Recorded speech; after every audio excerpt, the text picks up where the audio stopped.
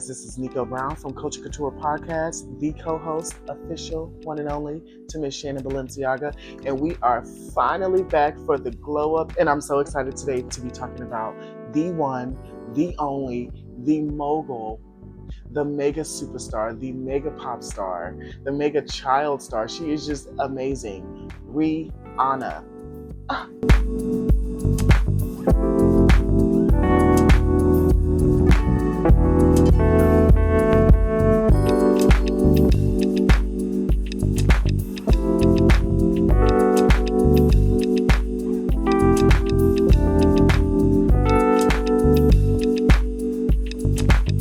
Rihanna had a challenging childhood marked by her father's very struggling addiction with alcohol and her parents' eventual divorce. Despite her hardships, music became her escape.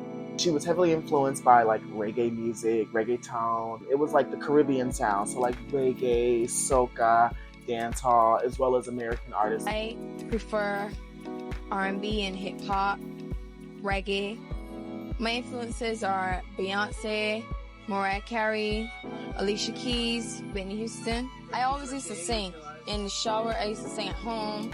Neighbors would complain because I used to be singing so loudly. She knew how she wanted to sing from the get-go, because if she chose Mariah Carey, she liked that high note. And if she chose Madonna, you know what I'm saying, she liked that pop type, But I've noticed that a lot of people who are overseas, they're more into the pop culture of what American is doing. So when the Y2K era was going, when she probably came right before the Y2K era ended, in the scene, and everybody liked that soft girl singing, the dancing, the court, all the good things. And so, it fit for her.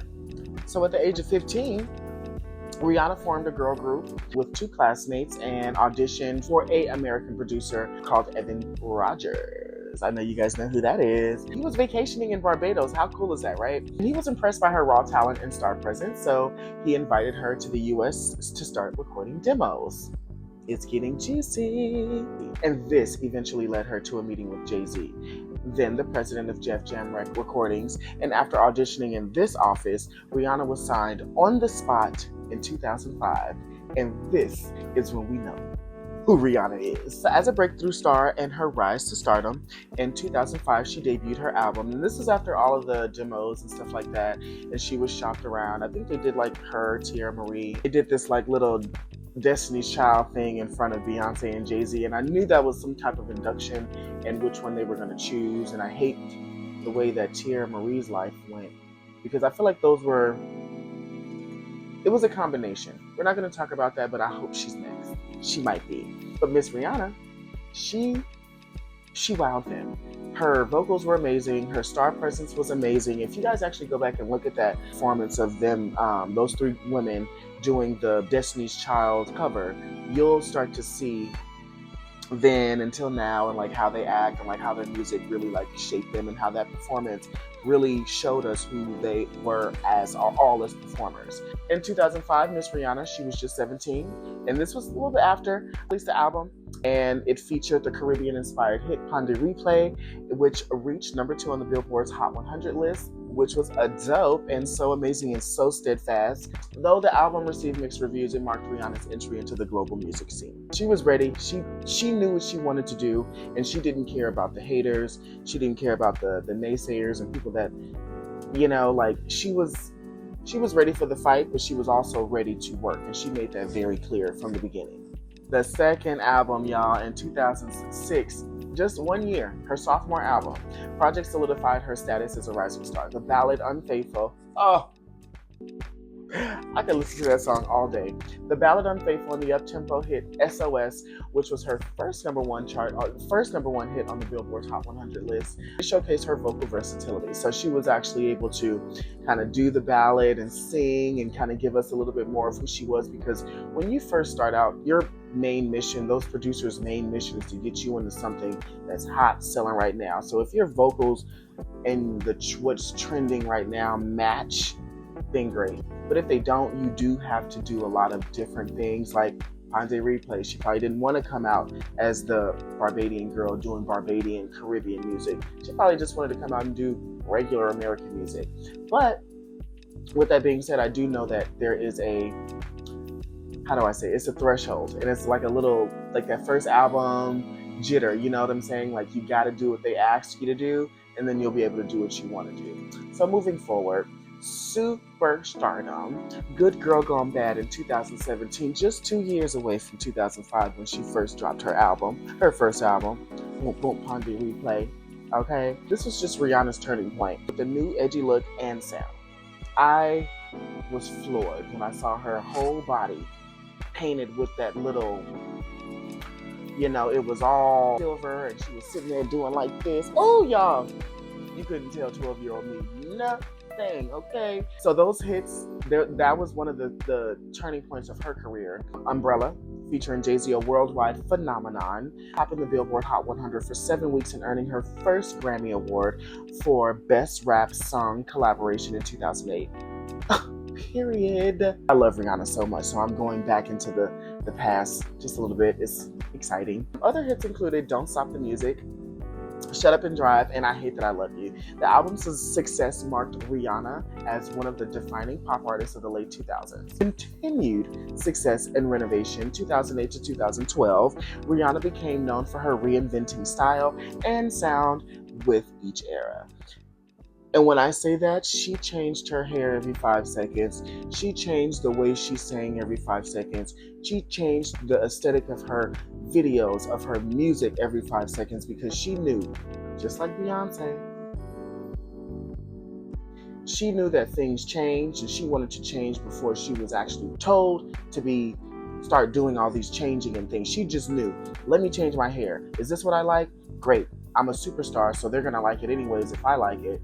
And I knew that she had that in the bag, where she had influence over her fans in that way, and she was able to get away with some of those things, like dropping those albums, doing all different things, switching her hairstyle every 5 seconds. And the list goes on. Rated R. It was a little darker, more personal project following the widely publicized assault by her then boyfriend Chris Brown. It's included Rude Boy, which was also a #1 hit. Loud, 2010. This is when I graduated high school, guys. Please do not age me. This was a return to Vibrant.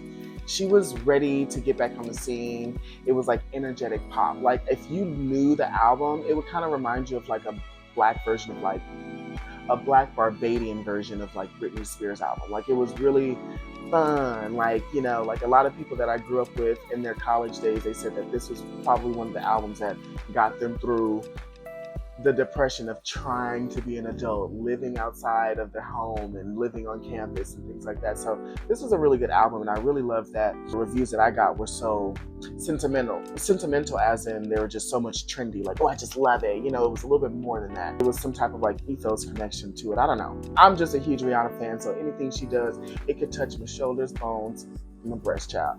It'll all make me feel something. So kudos to her. Only Girl in the World. I know y'all remember that. It won Best Dance Recording at the Grammys. Oh, la, what's her name?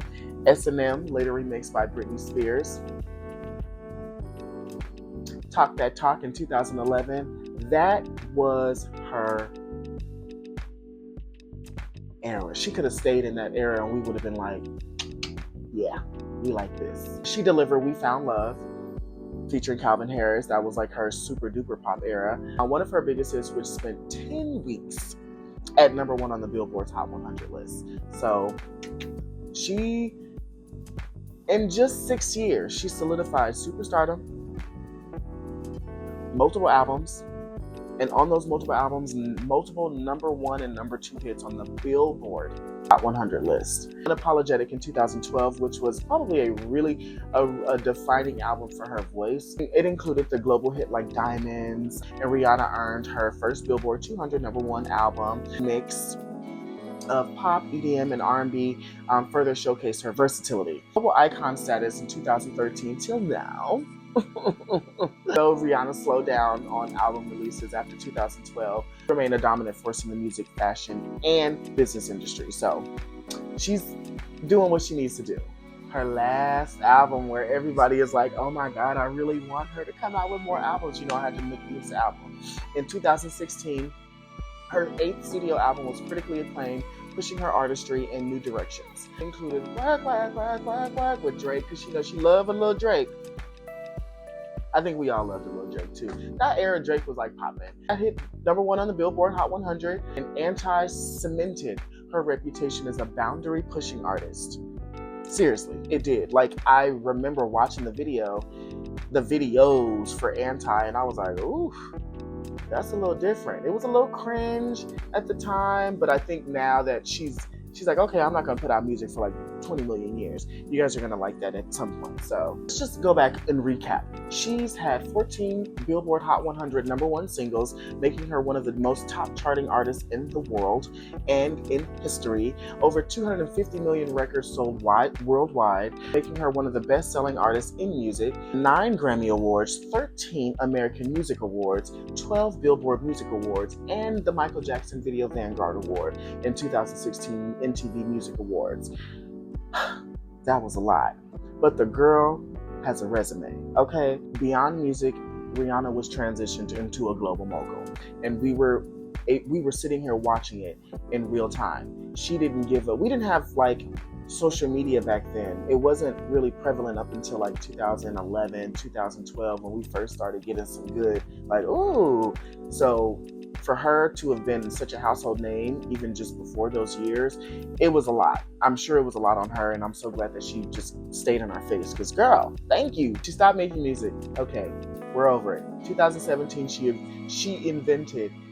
made a global phenomenon out of Fenty Beauty, and it revolutionized the cosmetic industries with the inclusive shade ranges. Savage Fenty. In 2018, another mega mogul brand. A lingerie brand celebrated for diversity and body positivity. She really gave us what we needed with this brand. And in 2001, for Forbes, she was declared a billionaire. I was floored when they said that, making her the wealthiest female musician in the world. From Barbadian roots to dominating global pop culture, Rihanna's story is just one of resilience, reinvention, and relentless ambition. She rose from a small Caribbean island to become a Grammy award-winning, chart-topping business empire, building superstar, inspiring millions till today in 2025. And I just want you guys to all know that if you don't love Rihanna, you know her. So put some respect on her name.